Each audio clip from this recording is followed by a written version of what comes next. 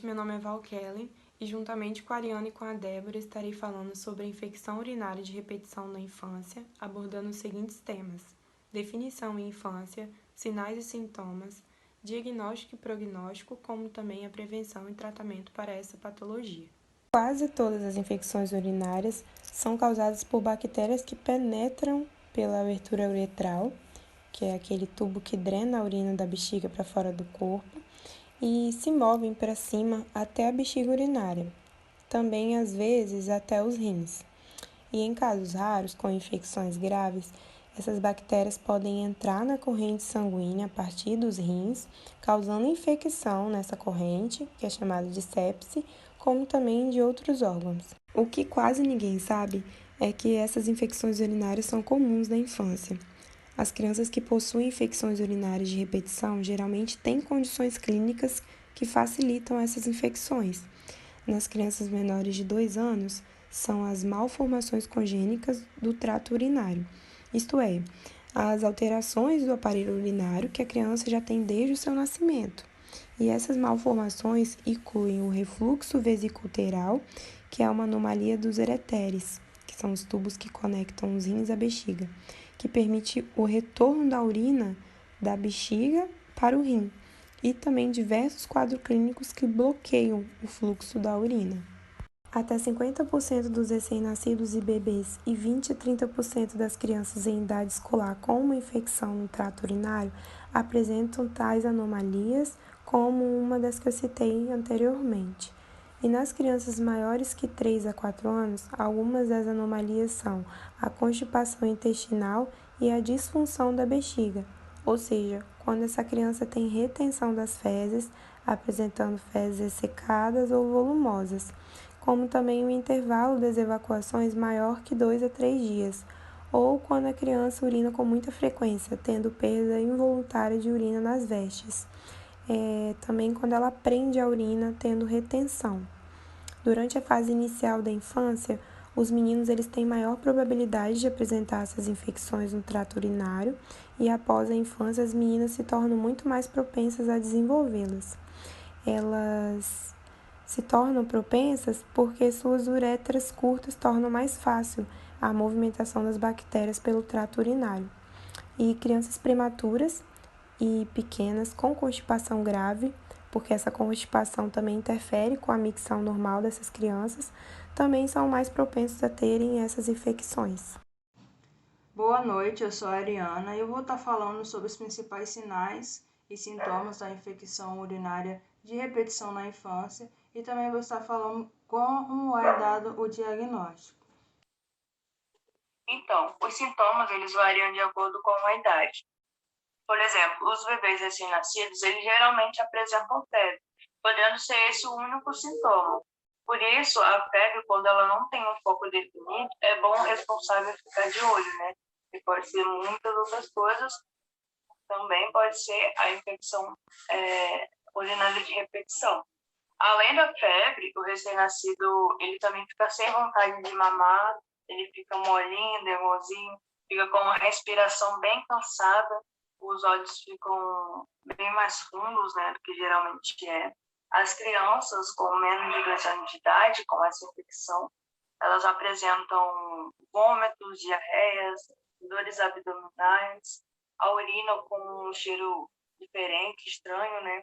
Também a urina ela pode se apresentar opaca, turva ou até mesmo com sangue.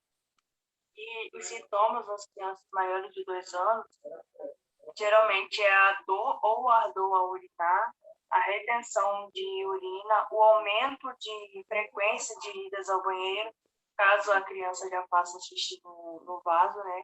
O aumento dos acidentes desses que a gente fala que é a perda de urina na roupa, a criança faz xixi na roupa, na cama, sem perceber, né? E também outro sintoma é a dor na região inferior do abdômen. E os sintomas nas crianças maiores de 4 anos ou adolescentes é os calafrios, né, decorrente da febre alta. Eles também se queixam de dores nas costas, na região lombar, o emagrecimento ou a dificuldade para ganhar peso, a falta de apetite e a dificuldade de esvaziar a bexiga. A criança sempre fica com aquela sensação de que sempre tem mais xixi para sair, né?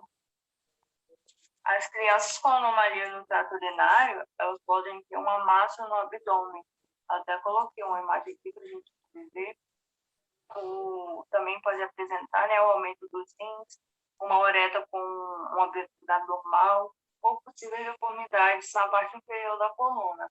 As crianças, né, que não têm o jato forte de urina, elas podem ter um problema de bloqueio em um dos ductos que transportam a urina do rim para a bexiga. Ou também podem não conseguir controlar a bexiga, né, devido a um problema nos dedos. A gente colocou uma curiosidade aqui, né, que diz que até 50% dos bebês e crianças com idade pré-escolar com uma incontinência urinária, especialmente aquelas com febre, né, tem tanto infecções da bexiga quanto dos rins. Caso o rim sofra infecções repetidas, né, e o refluxo seja grave, de 5 a 20% dessas crianças acabam formando certo grau de cicatrização nos rins.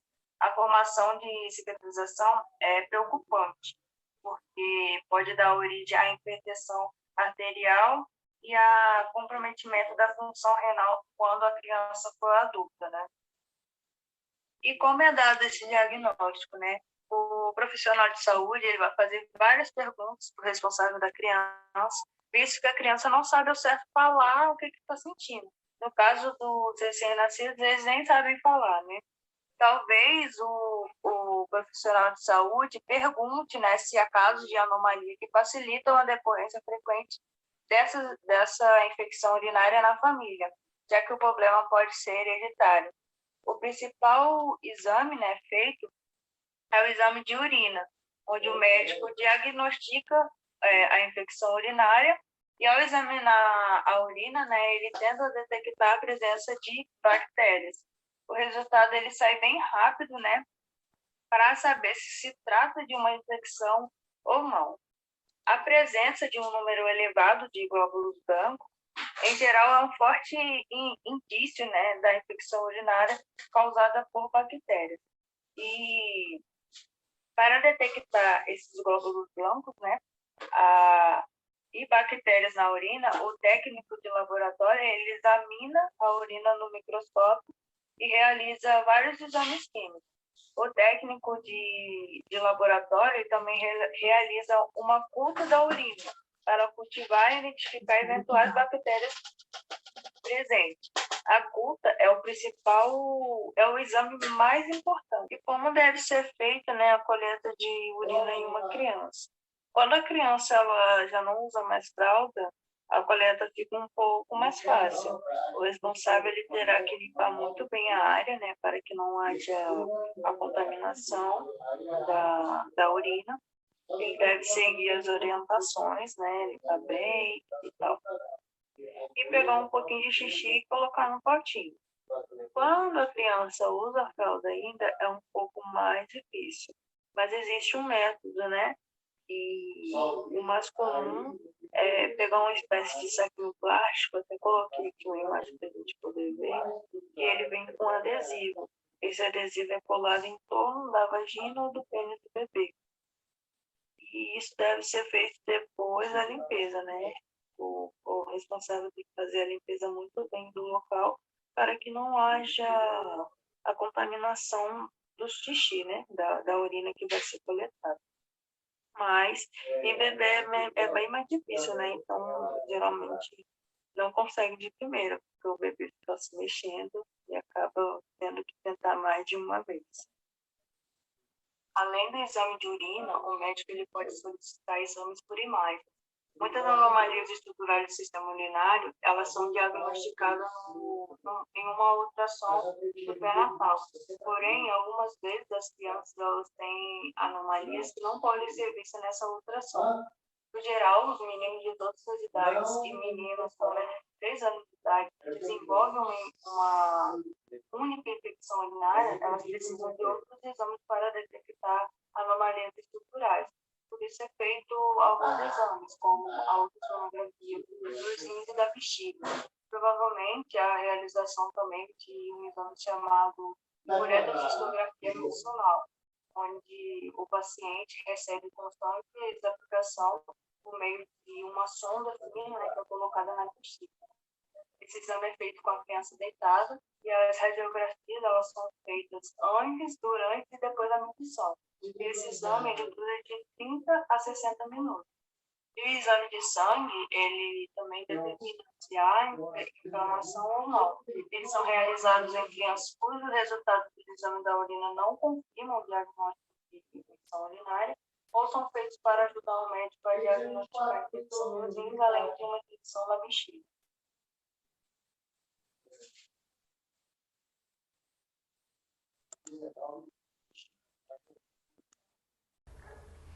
Eu sou Débora e eu vou estar abordando os tópicos de prevenção e tratamento. O que pode ser feito para estar evitando que as crianças acabem adquirindo a infecção urinária de repetição e quais são os tratamentos que os profissionais de saúde passam para estar tratando essas crianças, tanto na área medicamentosa quanto na área fisioterapêutica. Prevenção e tratamentos. Prevenção. A prevenção das infecções urinárias de repetição, ela é difícil, mas uma higiene adequada pode estar ajudando. As meninas, elas devem aprender a se limpar se esfregando de frente para trás em vez de trás para frente, após evacuar e depois de urinar, para assim estar minimizando as chances das bactérias conseguirem penetrar pela abertura da uretra. Também é bom estar evitando frequentemente banhos com bolhas em banheiras, porque isso pode acabar irritando a pele ao redor da abertura da uretra, e isso vale tanto para os meninos quanto para as meninas. E isso pode estar ajudando a reduzir o risco de infecções do trato urinário. Também, uma micção regular e evacuações regulares podem ajudar a diminuir o risco de infecções urinárias. E por fim, a circuncisão dos meninos pode estar ajudando a reduzir o risco de infecções urinárias na etapa inicial da infância, onde apenas 10% dos meninos circuncidados apresentam infecções urinárias de repetição em comparação aos que não são circuncidados. Mas não se sabe se essa vantagem por si só é um motivo suficiente para a circuncisão. Tratamentos. As infecções do trato urinário, elas são tratadas com antibióticos. Crianças que parecem muito doentes ou cujos exames iniciais sugerem infecções urinárias recebem antibióticos antes dos resultados das culturas serem disponibilizados. Caso contrário, os médicos aguardam os resultados da cultura para confirmar o diagnóstico. Crianças que estão muito doentes e todos os recém-nascidos recebem antibióticos por injeção muscular, que seria a intramuscular, ou em veia, que seria a intravenosa. Já outras crianças recebem antibióticos por via oral. O tratamento em geral dura aproximadamente de 7 a 14 dias. E crianças que precisam de exames para o diagnóstico de anomalias estruturais, com frequência continua o tratamento com antibióticos a uma dose mais baixa até os exames serem concluídos. E algumas crianças com anomalias estruturais do trato urinário precisam de cirurgia para corrigir o problema. Outras precisam tomar antibióticos diariamente para estar prevenindo infecções. As crianças com refluxo vesículo-uretral grave geralmente precisam de cirurgia e precisam tomar antibióticos até que a cirurgia seja realizada. As crianças que têm um refluxo vesículo-uretral que não é considerada grave são monitoradas com cuidado e podem receber antibióticos. Alguns casos de refluxo vesículo-uretral leve a moderado se resolvem sem tratamento.